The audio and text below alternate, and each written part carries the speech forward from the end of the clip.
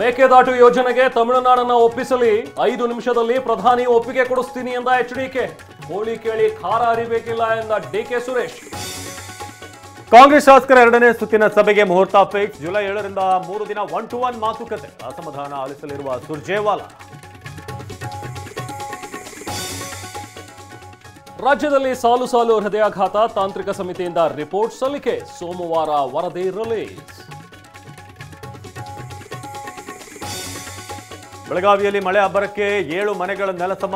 ಜಾತ್ರೆಗೆ ಹೋಗಿದ್ದರಿಂದ ಬದುಕುಳಿದ 5 ಸೂರಿಲ್ಲದೆ ಬೀದಿಗೆ ಬಿದ್ದ ಕುಟುಂಬ. ರಶ್ಮಿಕಾ ಮಂದಣ್ಣ ಮತ್ತೊಂದು ಎಡವಟ್ಟು. ಇಂಡಸ್ಟ್ರಿಗೆ ಮೊದಲು ಬಂದಿದ್ದು ನಾನೇ ಎಂದ ಶ್ರೀವಲ್ಲಿ. ಕೊಡವ ನಟಿಯರು ಕೆಂಡ.